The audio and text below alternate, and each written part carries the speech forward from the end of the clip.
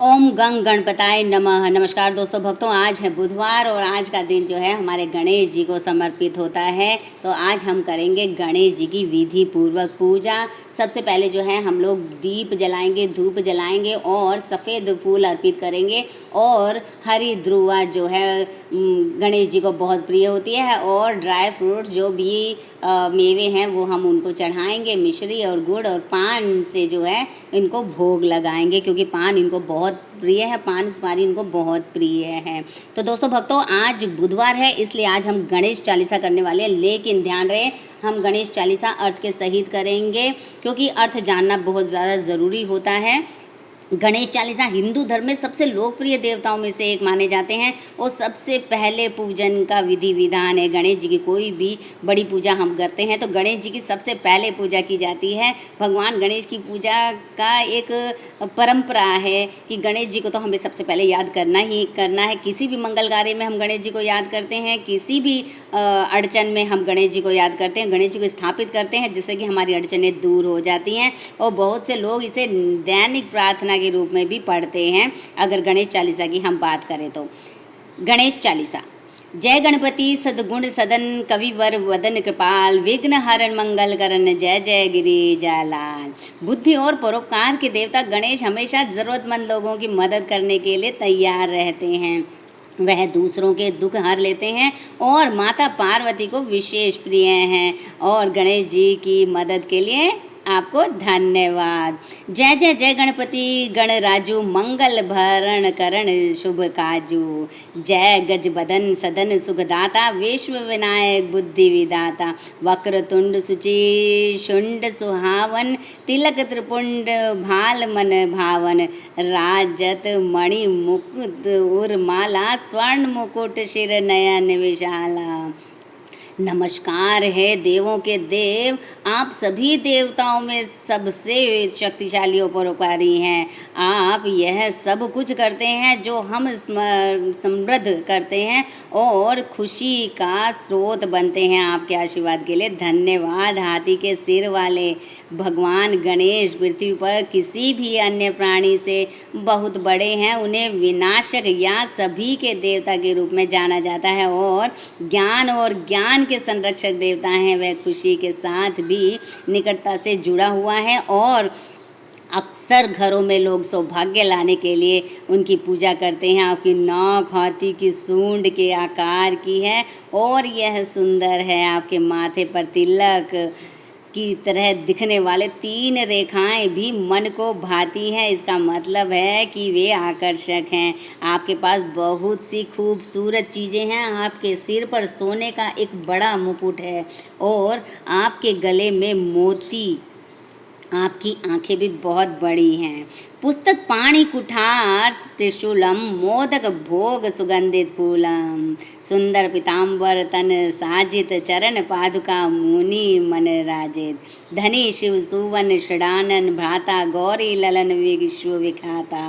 रिद्धि सिद्धि तव चंवर सुधारे मूषक वाहन सोहत द्वारे। आपके हाथों में पुस्तक फरसा और त्रिशूल हैं। आपको सुगंधित पुष्प चढ़ाया जाता है। आपके वस्त्र पीले रंग के सुंदर हैं। वे आपको बहुत अच्छे से सुशोभायमान करते हैं और आपको बहुत अच्छे लगते हैं। जो लोग आपको देखेंगे वे बहुत खुश होंगे। आप बहुत खास हैं। भगवान शिव के पुत्र और षडानन के पुत्र हैं। आपका नाम और कीर्ति पूरे विश्व में फैली हुई है। आपकी मदद के लिए आपकी रिद्धि सिद्धि और मूषक हमेशा मौजूद रहेंगे। वे आपके साथ खड़े रहेंगे, ज़रूरत पड़ने पर मदद के लिए तैयार रहेंगे। कहो जन्म शुभ कथा तुम्हारी अति शुचि पावन मंगलकारी। एक समय गिरिराज कुमारी पुत्र हेतु तब किन्हो भारी। भयो यज्ञ जब पूर्ण अनुपा तब पहुँचो तुम धनी द्विज रूपा। अतिथि जानी कै गौरी सुखारी बहुविधि सेवा करी तुम्हारी। हमें अपनी जन्म कथा बताने के लिए धन्यवाद। इसे सुनना हमारे लिए बहुत सौभाग्य की बात है। एक बार माता पार्वती ने पुत्र प्राप्ति के लिए बहुत कठिन परिश्रम किया था। उनकी तपस्या और यज्ञ को पूरा करने के बाद आपका दिव्य रूप उन्हें दिखाई दिया। माँ पार्वती आप पर बहुत मेहरबान थी और उन्होंने आपको कई स्वादिष्ट भोजन परोसे। अति प्रसन्न हैं तुम वर दिन्हा माँ, मिले ही पुत्र तू ही बुद्धि विशाला, बिना गर्भ धारण यही काला। गणनायक गुण ज्ञान निधाना, पूजित प्रथम रूप भगवाना। आस कही अंतर्धान रूप है, पलना पर बालक स्वरूप है। आपने जो देखा उससे प्रसन्न होकर आपने माता पार्वती को वरदान दिया। आपने पुत्र प्राप्ति के लिए घोर तपस्या की है और इससे आपको अत्यंत चतुर संतान की प्राप्ति होगी। आपको भी उसी समय बिना गर्भ के पुत्र की प्राप्ति होगी। वह जो दुनिया का सबसे महत्वपूर्ण व्यक्ति होगा, जो महत्वपूर्ण है और जो नहीं है उसे सुनने का प्रभारी होगा और जिसे हर कोई भगवान के पहले रूप की प्रशंसा करेगा। ऐसे कहते हैं कि तुम अंतर ध्यान हो गए और पालने में बालक के रूप में प्रकट हो गए। बनी शिशु रुदन जब ही तुम ठाना, लखी मुख सुख नहीं गौरी समाना। सकल मगन सुख मंगल गावही, नभ ते सूरन सुमन वर्षा वही। शंभु माँ बहुदान लुटा वही, सुर मुनि जन सुत देखन आवई। लखी अति आनंद मंगल साजा, देखन भी आए शनि राजा। जब माता पार्वती ने आपको उठाया तो आप तुरंत रोने लगे। माता पार्वती ने आपको बहुत ध्यान से देखा और वे आपका चेहरा नहीं पा सकी। जश्न मनाते हुए सभी खुश और नाच रहे थे। देवता भी आकाश से पुष्प वर्षा कर रहे थे। भगवान शंकर की माँ ने दान करना शुरू कर दिया और सभी उन्हें देखने आने लगे। जब आप आए तो सभी आपको देखकर बहुत खुश हुए। भगवान शनि देव भी आपसे मिलने आए। निज अवगुण गुणी शनि मन मान ही, बालक देखन जाहत नाही। गिरिजा कछु मन भेद बढ़ायो, उत्सव मोर न शनि तू ही पायो। कहने लगे शनि मन सकुचाई, का करियो शिशु मोहि दिखाई। नहीं विश्वास उमा उर भयो, शनि सुबालक देखन काहू। वह आदमी घोड़ा असहज महसूस करने लगा था, थोड़ा असहज महसूस करने लगा था और वह उस छोटे लड़के को नहीं देखना चाहता था। शनिदेव के इस तरह भाग जाने पर माता पार्वती क्रोधित हो गई और उन्होंने शनिदेव से कहा कि ऐसा नहीं लगता कि आप हमारे यहाँ बालक को आकर उत्सव मनाते देख प्रसन्न। भगवान शनि ने मुझे बताया कि मेरा दिमाग छोटा होता जा रहा है और मुझे यह दिखाने के लिए आपकी मदद की ज़रूरत है कि जब बच्चे का दिमाग चौड़ा और कल्पना से भरा होता है तो वह कैसा दिखता है। अगर मैं इसे नहीं देखूंगा तो कुछ बुरा होने वाला है। माता पार्वती को विश्वास नहीं था कि आत्मा वास्तविक थी, इसलिए उन्होंने शनि से बच्चे को देखने के लिए कहा। पड़ती ही शनि दृगकोण प्रकाशा, बालक सिर उड़ी गयो आकाशा। गिरिजा गिरी विकल है धरणी, सो दुख दशा गयो नहीं वर्णी। हाहाकार मच्यो कैलाशा, शनि किन्हो लखी सुत को नाशा। तुरत गरुड़ चढ़ी विष्णु सिधायो, काटी चक्र सो गज शेर लाए। जब शनि ने बालक को देखा तो बालक का सिर आश्चर्य से उड़ गया। जब माता पार्वती ने अपने सिर विहीन बालक को देखा तो वे मूर्छित होकर भूमि पर गिर पड़ी। इसके बाद पूरे कैलाश पर्वत पर बहुत क्रोध और उदासी छा गई, क्योंकि शनि ने सुंदर और शक्तिशाली शिव और पार्वती के पुत्र को नष्ट होते देखा।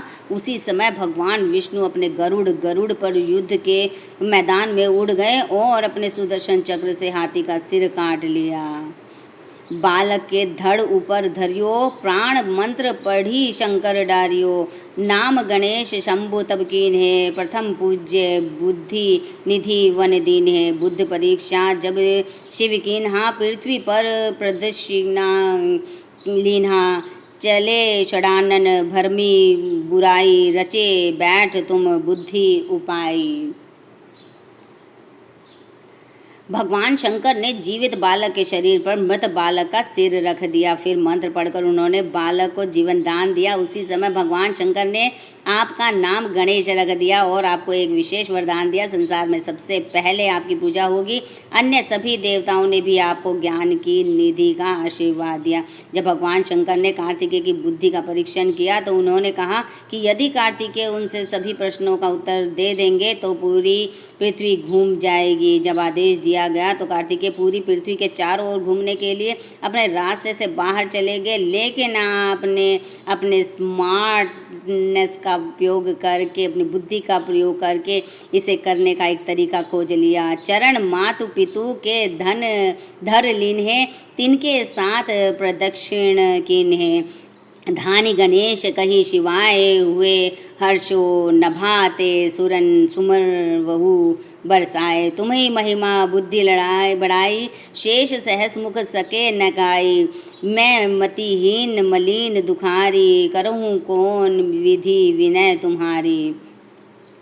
आपने अपने माता पिता के पैर छूकर उनकी 7 बार परिक्रमा की। आपकी इस प्रकार बुद्धि और विश्वास को देखकर शिव अत्यंत प्रसन्न हुए और देवताओं ने उत्सव में आकाश से पुष्प वर्षा की। गणेश, आप इतने बुद्धिमान और प्रतिभाशाली हैं, शब्दों में बयां करना संभव है कि आप कितने अद्भुत हैं। भगवान, मैंने जो किया है उसके लिए मुझे खेद है। मैं नहीं जानता कि आपसे प्रार्थना कैसे करूं, लेकिन मैं करना चाहता हूँ। भजत राम सुंदर प्रभु दासा, जग प्रयाग ककरा दरवासा। अब प्रभु दया दीन पर कीजिए, अपनी भक्ति शक्ति कछु दीजिए। मेरी ज़रूरतों को ध्यान में रखने के लिए धन्यवाद। मुझे प्रयाग के ककरा गांव का स्मरण आता है, जहाँ दुर्वासा जैसे अनेक विद्वान रहे हैं। कृपया गरीबों की मदद करें और अपनी शक्ति और अपना ध्यान उन पर देने के लिए दयालु बने। श्री गणेश यह 40 पाठ करे, धन ध्यान नित नव मंगल ग्रह बसे, लह जगत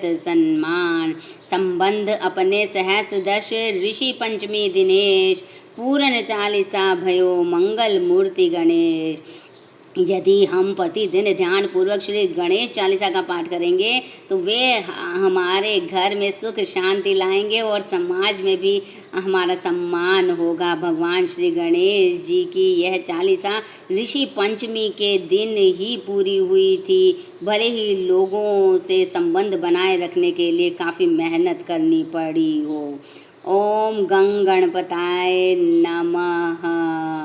ओम गं गणपताय नमः। इति श्री गणेश 40।